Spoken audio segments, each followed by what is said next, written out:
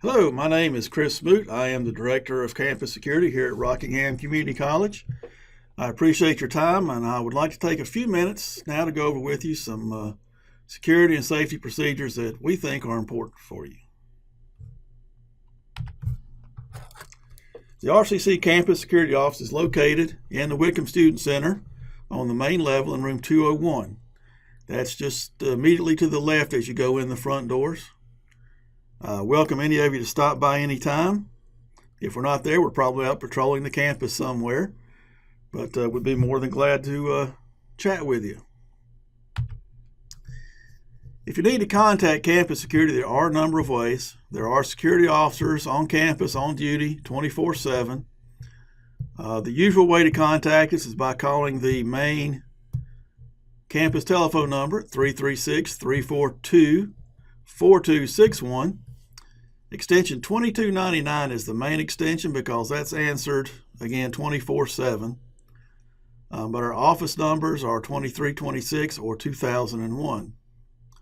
We also have the blue emergency pylons you'll see located throughout campus, red emergency phones, and an email, security@rockinghamcc.edu. You'll see these blue emergency pylons throughout campus. They can be used in emergencies, of course, but they can also be used just to contact the on-duty security guard. Simply push the big red button. We should answer, and let us know where you are and what we can do for you. If we do not answer, this will be transferred to the 911 center. Simply let them know you are trying to contact security and you don't have an emergency. Of course, if it is an emergency, then you've got the right people. In many of the buildings, you'll see these red emergency phones. Same thing, you just pick up the phone, it immediately dials security. You don't have to remember any numbers. Our presentation today, we're going to go through a number of things. Protocols and procedures for emergencies that could occur on campus, such as active threats, severe weather procedures, fire procedures, and some crime prevention tips on how to protect yourself. Active threats, you may have also heard the term active shooter, but these threats can take forms other than shooting. I use the term active threats to refer to anybody that comes onto campus with the intention of hurting somebody. My mantra on this has always been be prepared, not paranoid. It's just like you go through fire drills in school, not because you think you're going to die in a fiery blaze, but because you want to be prepared if something happens. You know, I'm from Guilford County. A few years ago, a big high school burnt completely to the ground in the middle of the day when the building was full of students. Not one student was injured because everybody had been prepared their whole lives for a fire drill. We believe that we should do the same preparation for active threats. Not because something's going to happen right away or ever, if we're perhaps, but if something should happen or if we think something's happening, we'll be prepared, we'll know what to do. Now we're going to start off by watching this Run, Hide, Fight video. This outlines our basic philosophy and procedures on this, and then I'll talk in more detail about it.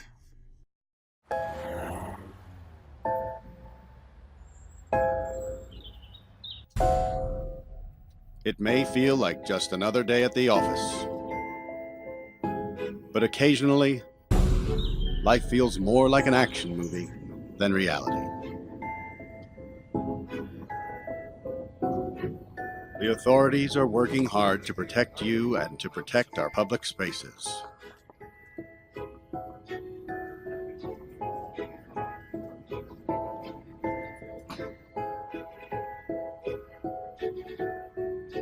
But sometimes bad people do bad things.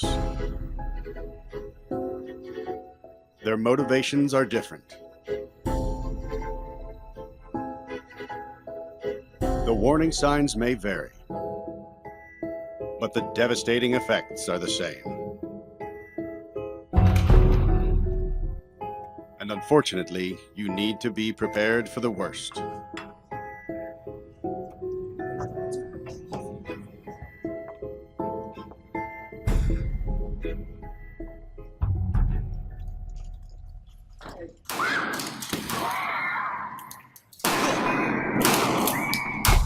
If you were ever to find yourself in the middle of an active shooter event, your survival may depend on whether or not you have a plan. The plan doesn't have to be complicated. There are 3 things you could do that make a difference. Run, hide, fight. First and foremost, if you can get out, do. Always try and escape or evacuate, even when others insist on staying. Encourage others to leave with you, but don't let them slow you down with indecision. Remember what's important, you, not your stuff. Leave your belongings behind and try to find a way to get out safely. Trying to get yourself out of harm's way needs to be your #1 priority. Once you are out of the line of fire, try to prevent others from walking into the danger zone and call 911.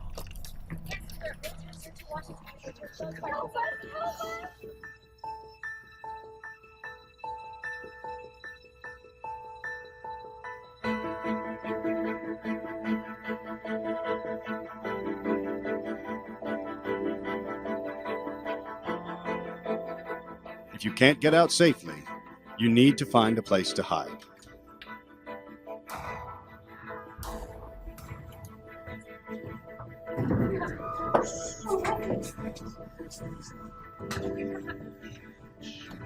Act quickly and quietly. Try to secure your hiding place the best you can. Turn out lights, and if possible, remember to lock doors. Silence your ringer and vibration mode on your cell phone. And if you can't find a safe room or closet, try to conceal yourself behind large objects that may protect you. Do your best to remain quiet and calm.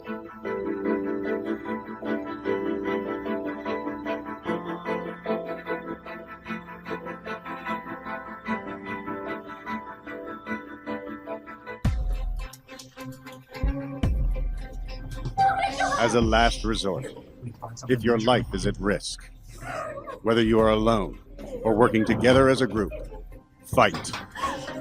Act with aggression. Improvise weapons. Disarm him. And commit to taking the shooter down, no matter what.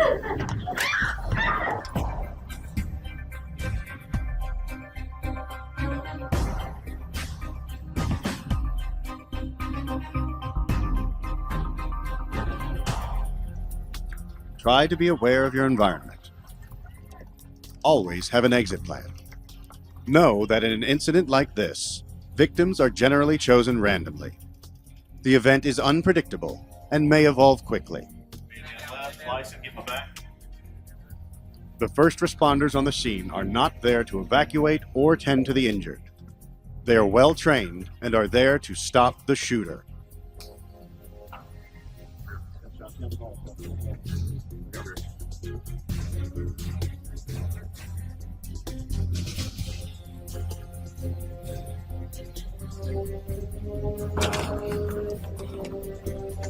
Your actions can make a difference for your safety and survival.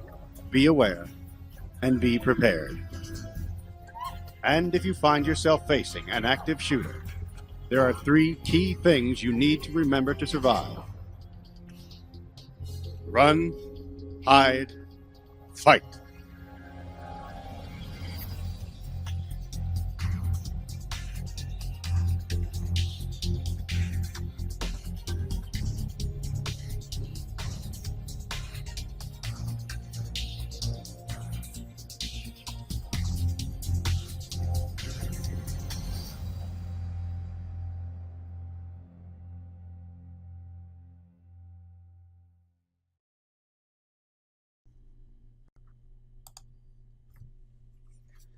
Okay, so our general procedure in an active threat situation is a lockdown of the campus. We're going to go into what that involves, what you're expected to do when it's used. Lockdown is appropriate when a member of the college is believed to be in imminent danger. The president or those designated by the president can invoke a lockdown of the entire campus. However, and I have to emphasize this, please understand, if you feel your life is in danger, take immediate action. Don't wait to see if college is going to go into a lockdown. If something's happening right in your area, you need to protect yourself, do so. And then contact us when you can. We have a number of methods of notifying the campus of lockdowns and other emergencies. You'll hear these a few times. We have a horn system that operates within the buildings. You'll hear verbal announcements on the blue emergency pylons. If you're signed up for Eagle Alerts, you'll receive notification via Eagle Alerts. And something else you're going to hear me say a lot, you need to be signed up for Eagle Alerts. Not only for emergencies, but also for school closings and other announcements. It is right now our best way to contact you. Also, a campus-wide email should go out. There may be phone calls notifying administrative assistants. There may be a message on the closed-circuit video system, or you may simply hear an administrator, security officer, or even law enforcement in your area announcing to go into a lockdown. So what happens if a lockdown has been initiated or you've perceived an active threat in your vicinity? Like the video said, 3 main things you can do: run, hide, or fight. So let's go into a little more detail on those. Now, when I say run, that doesn't mean you just take off running. What it means is if you are not in a protected area, if you don't feel that you're in a safe place, you may need to move to a safe place. Remember that you don't always know where the threat is. So you need to get quickly to a place where you can hide if possible. If there's an escape path and you can evacuate, that's fine if you know where the shooter is. Remember, you need to go. If others don't want to go, unfortunately, that is their decision, but you should not place yourself in extra jeopardy by not leaving. Leave your belongings behind. Don't worry about your stuff. You can get that later. You can replace it if necessary. The important thing is to get yourself out, help others escape if possible. If you can, prevent others from entering the area. Now, I would emphasize, don't place yourself in danger by exposing yourself to gunfire or something like that to prevent others. Maybe you can yell at them from your hiding place. And then, when you are safe, call 911. Make sure that law enforcement knows what's going on. If you go into hiding, you want to ideally find a hiding place that is out of the shooter's view that will provide protection if shots are fired in your direction, such as a solid wall or solid door. Anything is better than nothing, but the best protection you can find will be where you want to hide. You would like to have multiple exits. So if you have to leave your hiding place, you can. But it's important to have a hiding place that you can lock or barricade to keep the other person out. If you are outside a building, you may not have as good a hiding place, but look for an area where you can conceal yourself, not be seen. Again, if you can put a solid wall between you and the threat, that's your best option. Lock or blockade the door. You just want to make sure that nobody can get in. Close blinds so that nobody from outside can see in. Silence your cell phone, and that includes taking it off of vibration mode. Cell phone laying on a desktop that vibrates makes a lot of noise. Your goal here is to make it difficult for the threat to find you. In an active shooter situation, they're usually looking for a lot of victims in a short period of time. If they come to a locked door, often they'll go on and look for an easier target. So you want yourself to be the hard target. Even within that room, doors locked, maybe it's blockaded. If there are desks or tables or other large objects you can hide behind, do so. If there are windows, either outside windows or a window from the door into the hallway. Try to get out of line of sight so anybody looking in cannot see you. Turn off all the light sources that you can. That not only includes your overhead lights, but maybe there are a lot of computers that are casting a lot of light. If you can safely turn them off, do that. And then remain as quiet as possible. And remain in lockdown mode in your hiding place until you hear the all clear announcement. And we'll talk about that a little later. If you have time, if people are in hallways, other open areas outside of your room, try to get them inside to a lockable area. Staff and faculty remain in areas where they are located, secure the doors, turn off the lights.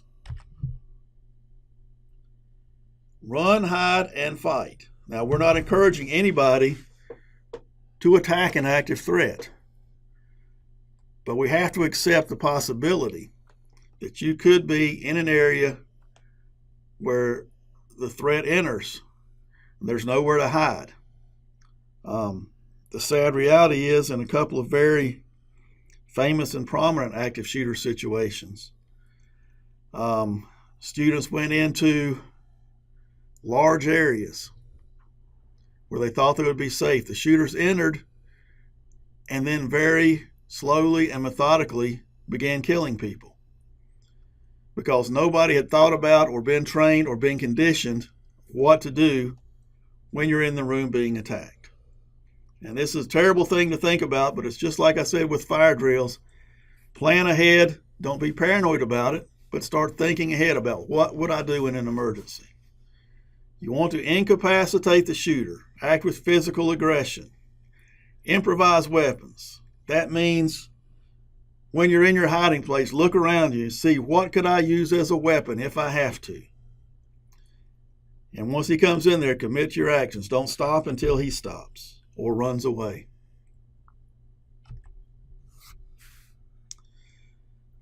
Law enforcement has very specific procedures on active threat situations. Their number one priority is finding the threat and stopping that person. It will be massively confusing, loud, chaotic situation. So my first bullet point here says remain calm and follow instructions. I'm not sure how realistic that is, but ideally that's what you should do. Law enforcement will probably be yelling instructions at you. They'll be yelling loudly. And you will have difficulty understanding them because of the stress of the situation. So if you approach law enforcement, they grab you by the arm, grab you by the shoulder, shove you into a particular direction. They're not being rude. They're trying to get you to a safe location as quickly as possible so that they can identify and locate the threat. Try not to point and yell, but go towards the officers with your hands visible, nothing in your hands. If there are injured people, help will be brought in, but that will not be the number one first priority. That'll come in after the initial responders have made it safer. This leads into, a lot of what I'm talking about leads into what we call situational awareness. There's a long definition. Shorter one, know what's going on around you so you can figure out what to do. I always use this example. If you go on YouTube and look up cell phone fails, if you haven't already, it's some pretty hilarious stuff. It's people who are walking around, all their attention is on their cell phone, and you'll see them walk into puddles, walk into poles, doors, fall into pools and fountains. It's hilarious, but it points out the importance of knowing what's around you all the time. You're perfectly capable of walking around, texting, looking at your phone, and also knowing that there's stuff around you.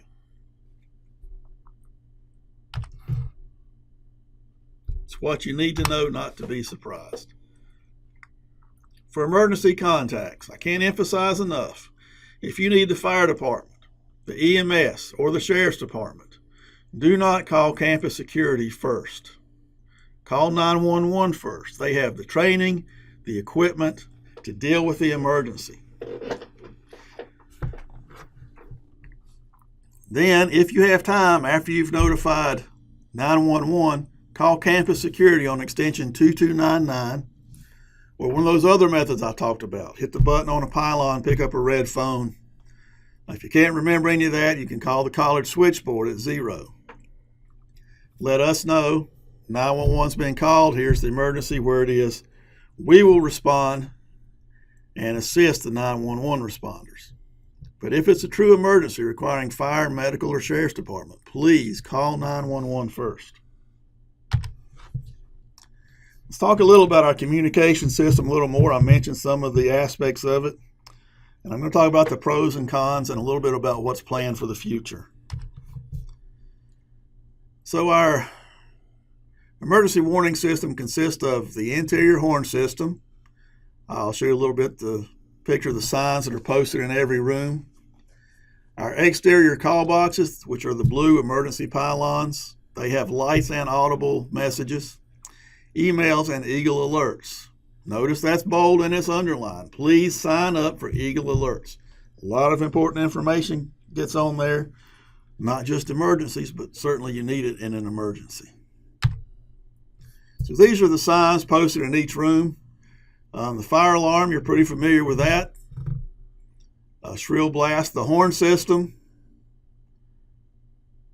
one long blast for a tornado warning, and 30 seconds of short blast for a lockdown, and then 2 short blasts indicating an all clear signal. You'll also hear messages on the pylons specifically telling you what the emergency is and what to do.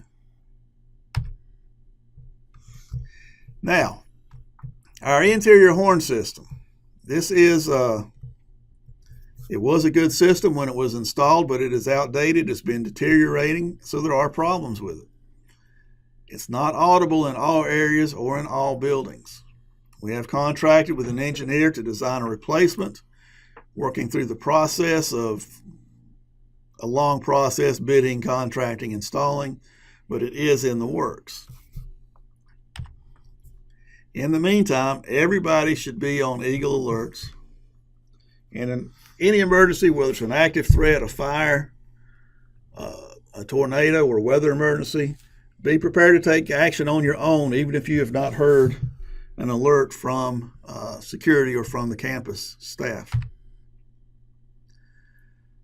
Some other things we've done to kind of improve security on campus. We do have cameras various locations around campus with plans to install even more.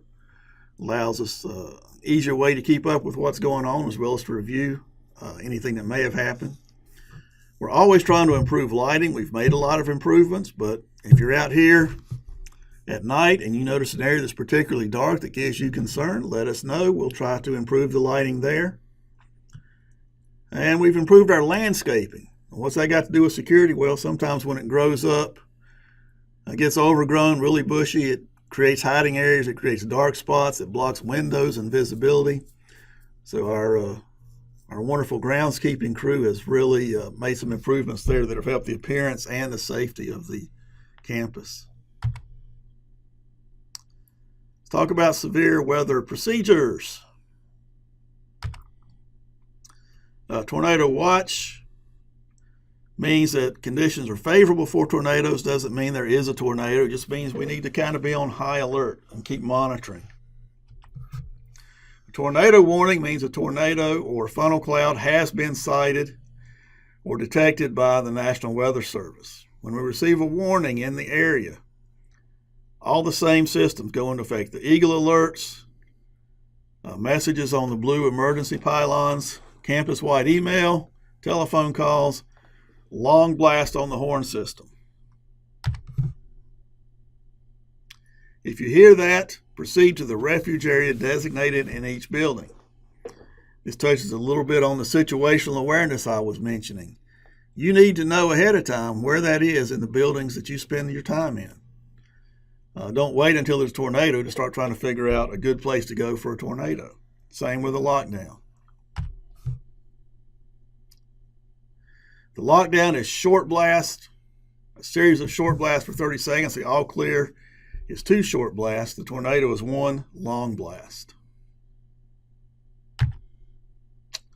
Fire procedures, I'm going to go fairly quickly through because you've been doing fire drill since kindergarten.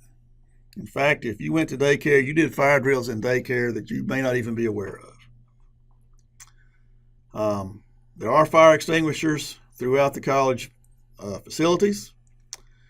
If you discover a fire, you need to make a decision to pull the fire alarm or use a fire extinguisher or start yelling for people to get out, whatever you deem appropriate. We'll talk about that a little bit more. So if you know how to use a fire extinguisher, and it's a small fire and you think you can do that safely, then do that.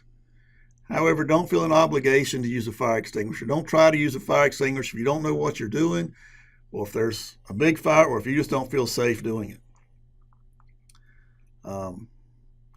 Pull the fire alarm, get out of the building, call 911. Tell them where the fire is, name of the building, any other relevant information you can give them. Don't use elevators. I think you know that. So again, situational awareness. You should know where the exits are. After you've called 911, if you can call security, give us a call so we can help. If you have time to close doors on your way out, that'll slow the spread of the fire. That would be helpful. But as we talked about in our first segment, do not endanger yourself to get your stuff or close the doors. Important thing is to get out.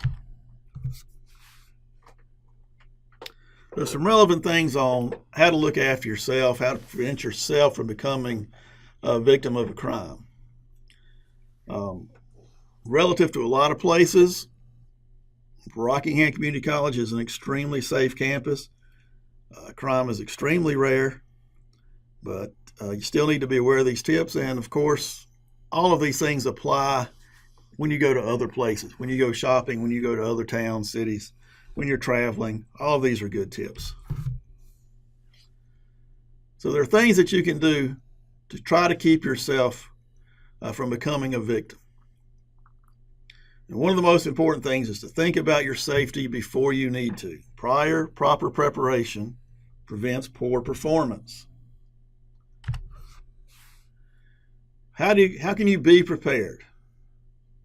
Places that you go to frequently, the buildings right on campus, or places where you shop, where you work, know the location of the fire alarms, the fire extinguishers, the defibrillators for heart attacks, first aid kits, emergency exits, emergency phones, the call boxes. You don't want to be in the middle of an emergency under extreme stress and start looking around for these things. We encourage instructors to keep the classroom doors closed and locked during class. So if there's, for instance, a lockdown, you're already got the first step covered. Sign up for Eagle Alerts. I know sometimes in class you can't have your cell phone on, but if you're outside of class, or there's always that one person in class that has the cell phone on, you'll get the emergency alerts. Trust your instincts. If you know what is normal, you know when something isn't right. If something doesn't seem right to you, it probably isn't. So don't act like it is. If you are going out to your car after class, especially at night, you know what's normal. Then suddenly one day you see somebody out there that doesn't look like they belong. Well, don't just keep walking out to where they are, trying to get in your car. If they make you feel unsafe, go back into the building, find some staff, or call help. Call 911 or call security. We'll be glad to come and just escort you out if necessary. We'll come and talk to the person, find out. Maybe they have a good reason to be there and it won't be a big deal. But definitely better safe than sorry. In your car, keep your doors locked. Parking in well-lit areas, let us know if it's on this campus and it's not well-lit. Try to avoid walking alone. Take a buddy out, walk out to the car together. If you arrive for class in the dark, which is possible, maybe two of you meet up in the parking lot, then get out of your cars and walk in together. Check the back seat of your car before you get in, and keep your really valuable stuff in the trunk out of sight. If there were a thief around, again, whether it's on campus or where you go shopping, they're looking for that easy target. A purse laying on the seat, they'll break the window and grab it. If there's nothing they can see that's worth stealing, they probably just go on and look for something else. Keep your keys with you. Walk with your keys in your hand. You don't want to walk out to your car, stop at the door, and start rummaging around in your pockets of your purse trying to find your keys. You're very vulnerable there. Have your keys ready when you get in there. Please, on campus, drive cautiously. There's a lot of foot traffic here. You go flying through the parking lot, it's extremely dangerous. We will take action if we have to. Try to keep it below 15 miles per hour. And in a parking lot where it's harder to see, there's more people walking, 10 miles per hour. Again, if somebody doesn't look right, you think they're suspicious, call security or other college personnel. Don't worry about embarrassing anybody. We're going to approach it in a low-key manner. We're going to talk to the person. And if it's no big deal, it won't be a big deal. But if it's somebody that doesn't belong there, you'll be glad that you brought it to our attention. If there are any other safety concerns about college facilities or the grounds or how we do things, contact us. Contact security or anybody else on staff.